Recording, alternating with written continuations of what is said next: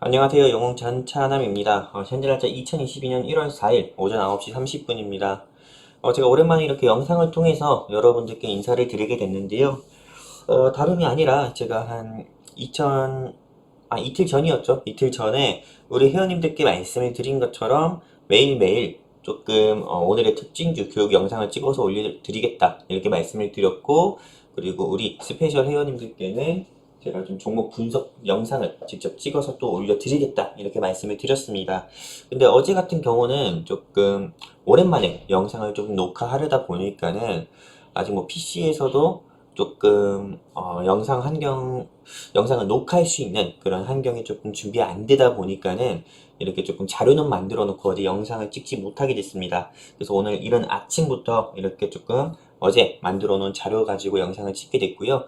영상 내용은 한 10분 정도 내외로, 조금 10분 넘어가면 지루하니까는요, 10분 정도 내외로 핵심만 조금 여러분들께 좀 말씀드리는 교육 영상으로 좀 찍어서 올려드리려고 합니다. 그렇기 때문에 영상 보시면서 조금 여러분들 투자하시는 데 있어가지고 참고해 주셔서 좀 성공 투자하시면 좋겠습니다. 일단 요 채널, 요 영상 같은 경우는 전코노미라고 해가지고요. 전차남과 이코노미, 즉 경제죠. 이거 합쳐가지고 전코노미라는 유튜브 채널에 업로드가 될 예정입니다. 그렇기 때문에 영상 내용 좋으시면은 채널 구독과 그리고 알림 설정 그리고 좋아요, 즉 유튜브 3박자 부탁드리고요. 그럼 바로 영상 시작하도록 하겠습니다. 일단 오늘 공부할 주제라고 해가지고, 즉 어제죠. 오늘 날짜 지났으니까요. 1월 3일 공부할 주제에 대해서 좀 말씀드릴게요. 뭐 코스피, 코스닥 간단 시황이랑, 그리고 뭐 오늘의 특징주에 대해서, 즉 전일의 특징주에 대해서 좀 말씀드리도록 하겠습니다. 일단 이게 어제 조금 시장 상황입니다. 장 마감하고 나서 이 부분을 제가 캡처해가지고 여러분들께 좀 보여드리는 건데요. 뭐 어제 시장 상황 같은 경우는 코스피, 코스닥 양 시장이 조금 개장 직후부터는 상승 종목이 더 많았는데요. 조금 개장하고 나서 오후장 접어들면서 조금 외인이랑 기관의 매도세가 조금 확대가 되는 모습을 보여주면서 조금 상승 종목보다는 좀 하락 종목도 많아지는 모습 보여주면서 시장 자체가 뭐 크게 뭐 상승하는 시장도 아니었고, 또 그렇다고 하락하는 시장도 아니었고, 정확히 말하면 좀 약보합 시장으로 좀 마무리하는 모습을 보여줬다 이렇게 좀 말씀드릴 수가 있습니다.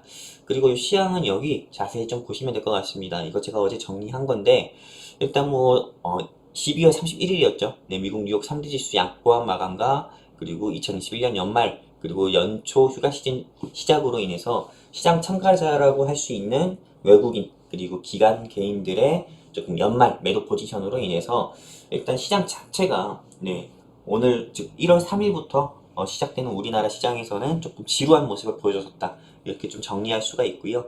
매매 동향을 살펴보면은 여기 보시는 것처럼 개인 투자자는 코스피 거래소에서 5,230억을 매수했고요. 코스닥 시장에서 3,960억 매수했고, 또 외국인 같은 경우가 코스피에서 2,664억을 매수, 그리고 코스닥 시장에서는 2,234억을 매도, 그리고 기관 같은 경우는 코스피, 코스닥 양 시장에서 매도 포지션으로 일관했다 이렇게 좀 정리를 할 수가 있습니다.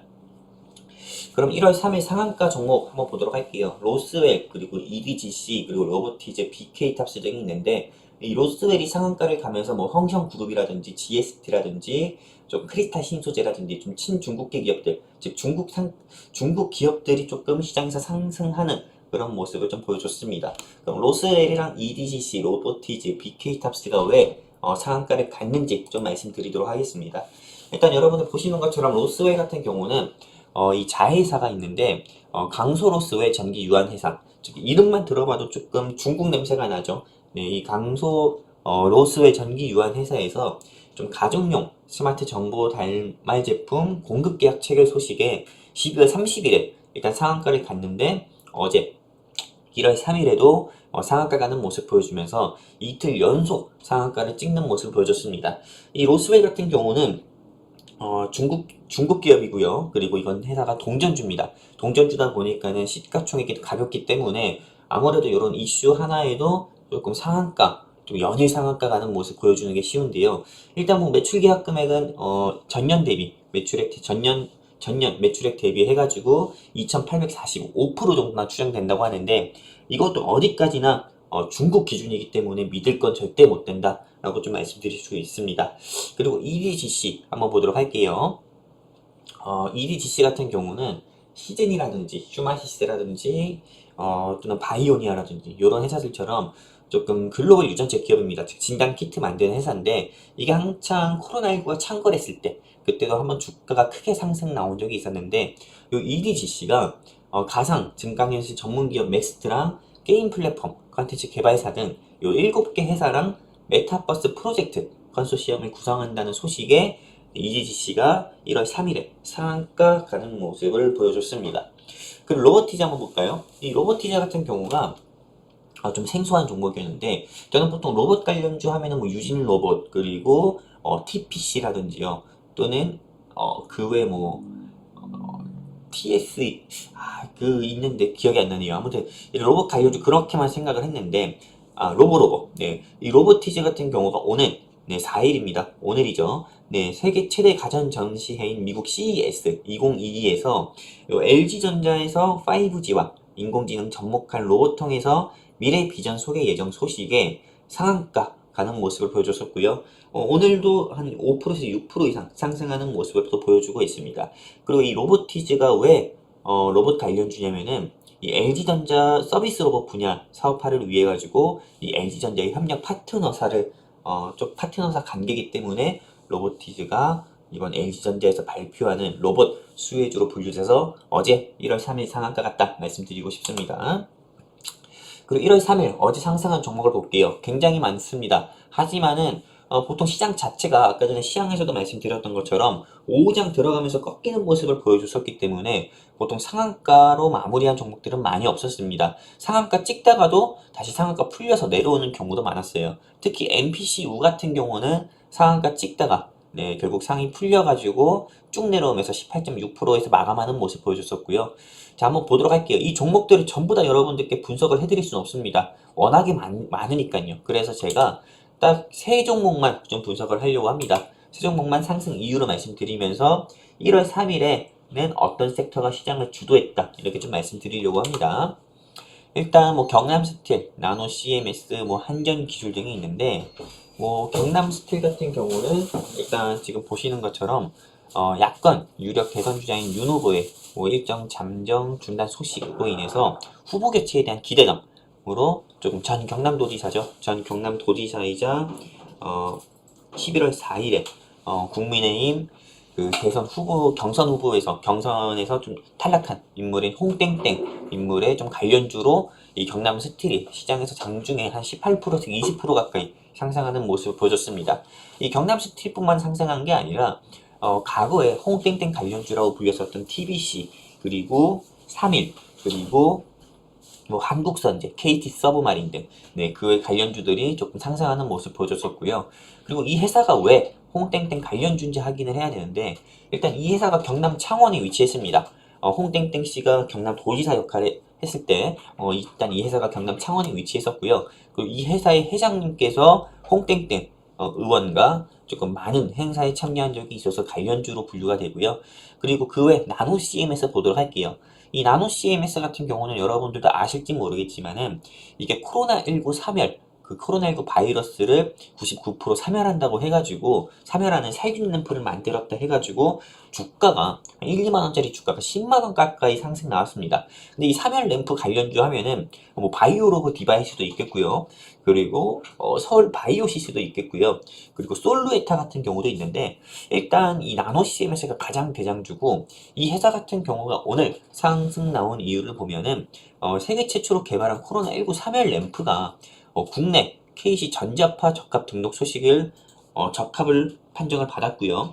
그리고 또 추가적으로 미국과 캐나다 인증도 획득하는 소식을 보여주면서 미국이랑 유럽에서도 조금 진출할 수 있는 판로를 열었다 해서 조금 오늘이 아니죠. 어제였죠. 1월 3일 시장에서 상승 나오는 모습 보여줬었고요. 그리고 한전기술 보도록 하겠습니다.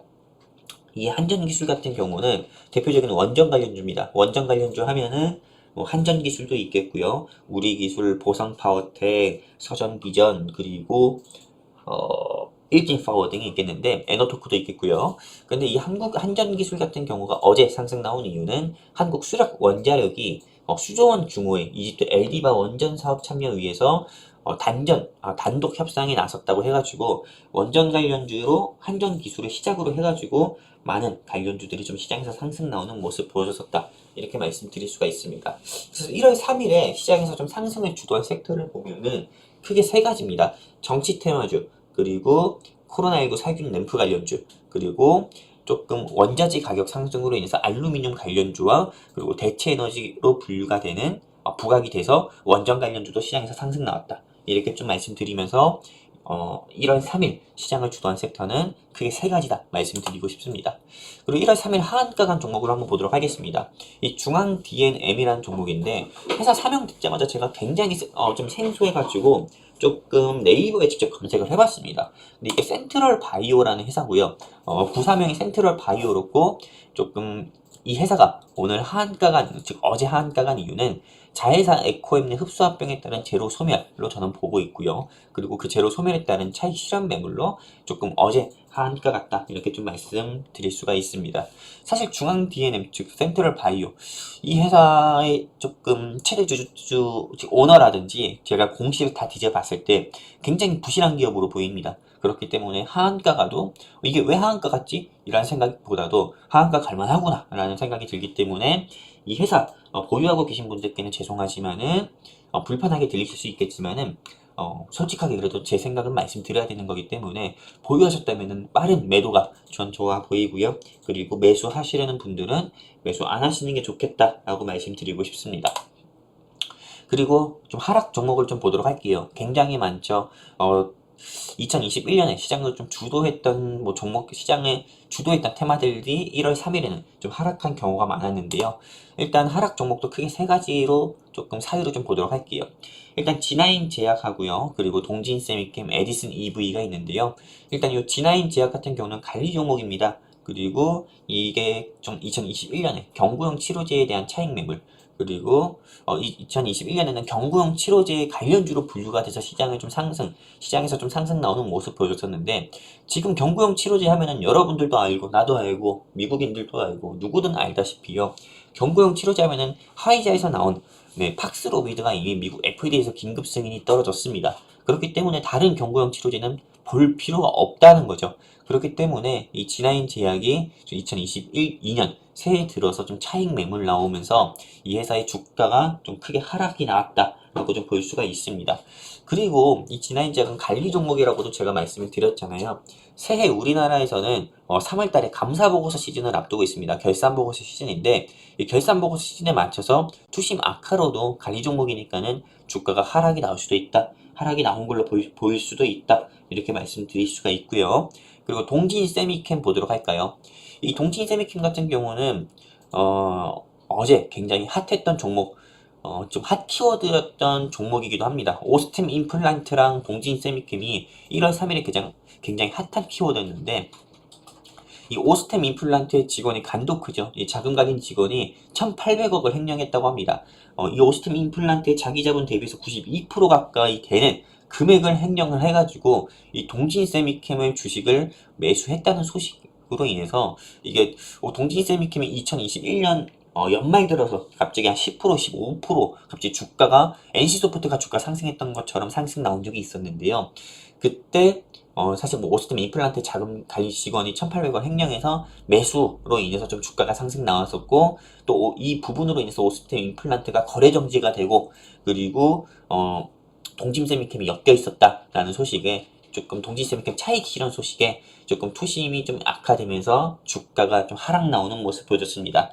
여러분들도 생각해 보시면 아시다시피 NC소프트만 예를 들어볼게요. NC소프트가 NFT 사업을 하겠다고 해가지고 주가가 상한가 간 적이 있었습니다. 시가총액이 20 몇 조짜리가요.